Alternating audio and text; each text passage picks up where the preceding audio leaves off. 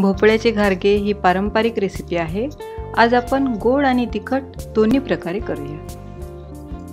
नमस्कार, मी प्रतिभा दारंबार दाज किचनमध्ये आपल्या सर्वांचं स्वागत आहे।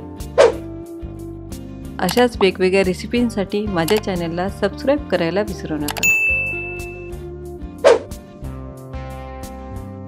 व्हिडिओच्या खाली असं लाल बटन असेल तर तुम्ही ते क्लिक करा आणि असं ग्रे असेल तर तुम्ही ऑलरेडी सबस्क्राइब केलेला आहे। सुरुवातीला आपण गोड घारगे करूया। पॅन गरम झालेला आहे। आता यामध्ये 1 टेबलस्पून तूप टाकून घेऊ। आता यामध्ये 1 कप भोपळ्याचा खीस टाकून घेऊ। भोपळ्याची सालं आणि बिया काढून भोपळा खिसलेला आहे। हा खीस 2 मिनिट वाफवून घेऊ। आता यामध्ये बारीक केलेला 1 कप गूळ टाकून घेऊ। गूळ व्यवस्थित मिक्स करून गॅसचा फ्लेम लो करून यावर झाकण ठेवू। झाकण ठेवल्यामुळे गूळ लवकर विरघळतो। गूळ थोडा मेल्ट व्हायचा बाकी आहे। परत झाकण ठेवू आणि गॅसचा फ्लेम लोच ठेवायचा आहे।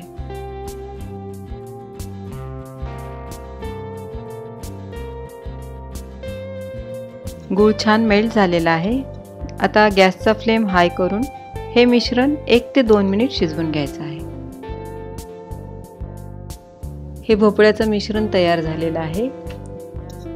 गॅसचा फ्लेम बंद करून थंड करून घेऊ। यामध्ये आता 1 कप गव्हाचं पीठ आणि थोडंसं मीठ टाकून मिक्स करून घेऊ।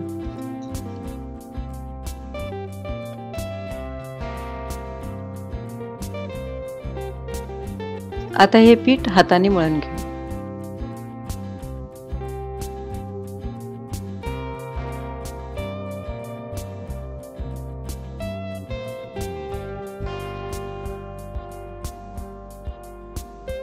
हे थोडं नरम आहे।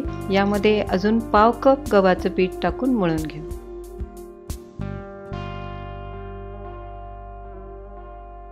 पीठ मळून झालेलं आहे। हे 10 मिनिट झाकून ठेवू।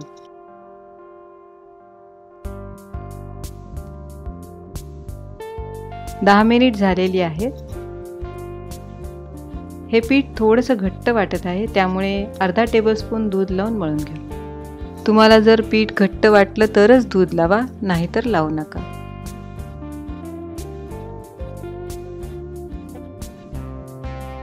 हे पीठ छान मळून झालेलं आहे। आता घारगे करूया। पिठाचा छोटासा गोळा घेऊन ज्याप्रमाणे आपण पुरीला घेतो त्याप्रमाणे यावरती थोडीशी खसखस लावून हलक्या हाताने लाटून घेऊ। यावर थोडंसं तेल लावून घेऊ।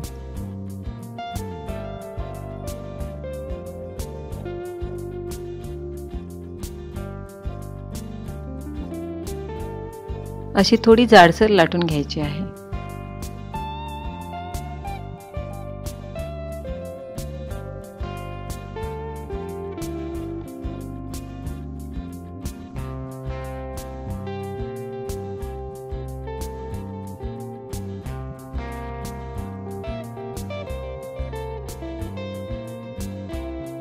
असे सर्व लाटून घेऊ आणि तळायला चालू करू। तेल छान गरम झालेलं आहे। गॅसचा फ्लेम लो करून हे घारगे तळून घेऊ।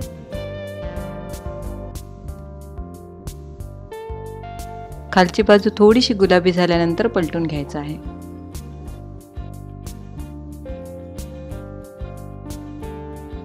गॅसचा फ्लेम लो आणि मीडियम करत तळून घ्यायचा आहे।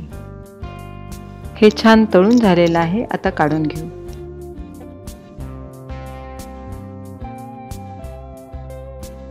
असे सर्व घारगे तळून घेऊ।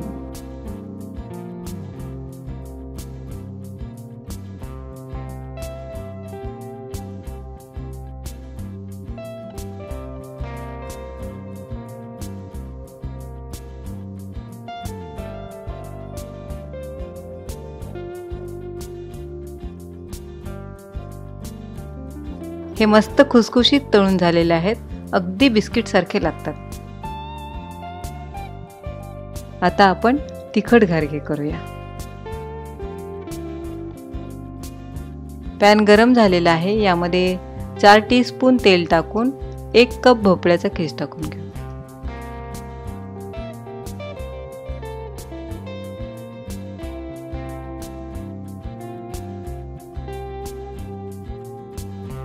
आता यावर झाकण ठेवून गॅसचा फ्लेम लो करून भोपळ्याचा खीस 2 मिनिट वाफवून घेऊ।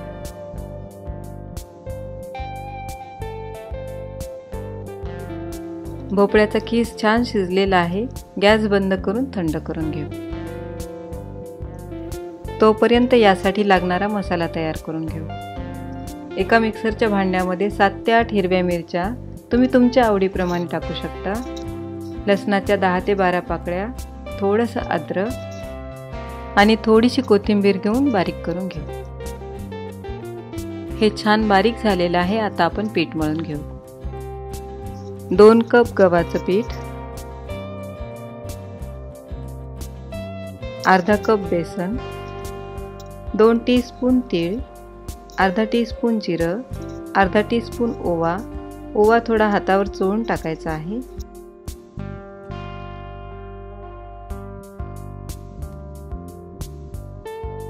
आता बनवलेला हिरवा मसाला आणि चवीप्रमाणे मीठ टाकून घट्ट मळून घेऊ। भोपळ्यामध्ये विटॅमिन ई, ए, सी भरपूर प्रमाणात आहेत आणि त्यासोबतच भरपूर फायबर्स देखील आहेत, म्हणूनच नेहमी भोपळा खायला पाहिजे। यामध्ये थोडंसं पाणी टाकावं लागत आहे। जसं आपण पुरी करायला पीठ मळून घेतो तसं पीठ मळायचं आहे।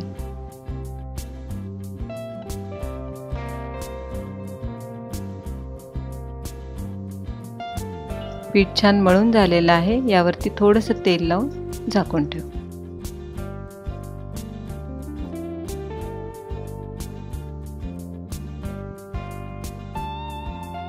पाच मिनिट झालेले आहेत। पीठ छान भिजलेलं आहे। आता तिखट घारगे करायला चालू करू। पिठाचा छोटा गोळा घेऊन आपण पुरी लाटतो त्याप्रमाणे लाटून घ्यायचा आहे।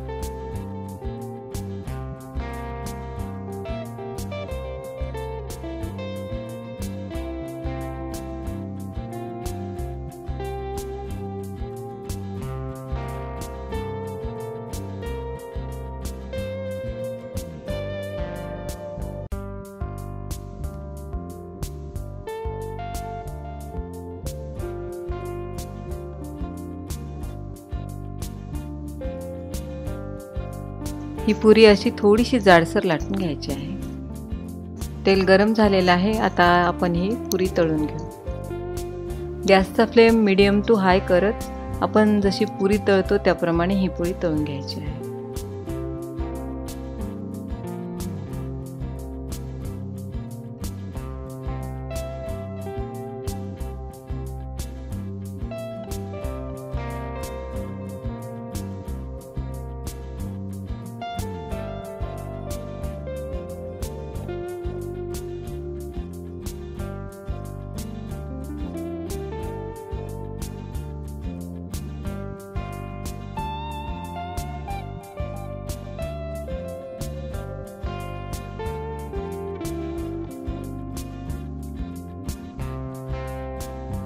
हे आपले खमंग घारगे तयार आहेत।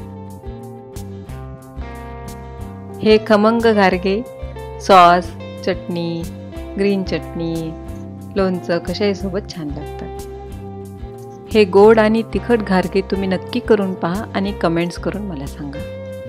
तुम्हाला ही रेसिपी आवडली असल्यास लाईक करा, शेअर करा आणि सबस्क्राईब करायला विसरू नका।